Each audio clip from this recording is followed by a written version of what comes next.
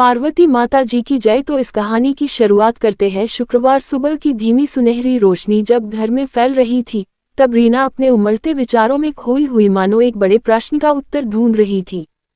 पिछले कई दिनों से उसके जीवन में अनिश्चितता और चिंता की लहरें लगातार उठती बसी जा रही थीं, और उसे एक गहरी शांति की तलाश थी। दादी ने कहा था कि शुक्रवार का एक एक पल पार्वती माता को समर्पित किया जाए तो जीवन की कठिनाइयां धीरे धीरे पिघलने लगती हैं। इसी विश्वास के साथ रीना ने आज विशेष पूजा का निश्चय किया। मंदिर के सीढ़ियों तक पहुंचते ही बज रही घंटियों की मधुर ध्वनि उसके भीतर अनायास ही एक सुकून भरी ऊर्जा भर रही थी। माहौल ऐसा था मानो हर ध्वनि उसके मन के तनाव को बहा ले जा रही हो। पुरोहित जी ने श्रद्धालुओं को बताया कि एक बार एक धर्मात्मा राजा ने अपने राज्य में अकाल और कठिनाइयों के बीच माता पार्वती की कथा सुनी थी और सच्चे मन से व्रत रखा था। सुनते सुनते रीना के भीतर एक नवीन उम्मीद जाग उठी, जैसे जीवन के अंधेरे को पार्वती माता की प्रीतम झिलमिलाती दीपक की रोशनी छू रही हो।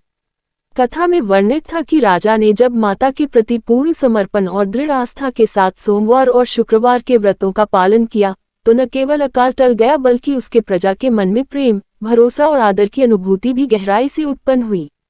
बच्चों की खिलखिलाती हंसी, बूढ़ों की संतुष्टि भरी मुस्कान और नवयुवकों के नई दिशा की तलाश में संलग्न चेहरे, सभी ने रीना को विश्वास दिलाया कि कठिन समय भी स्थायी नहीं होता, और जब मन के भीतर दया, करुणा और श्रद्धा की भावना मजबूत होती है, तब समस्या चाहे कितनी भी विशाल क्यों न हो, वह टूटकर चूर हो जाती है।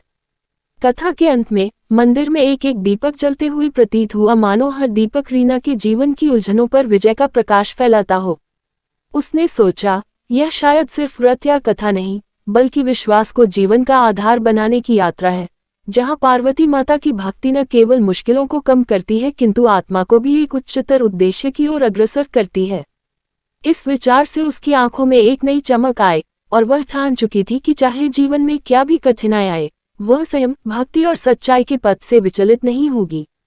अंततः रीना के मन से निराशा की धूल उतरने लगी, और उसके बदले जीवन में संतुलन, आस्था एवं सकारात्मकता के नए बीज अंकुरित होने लगे।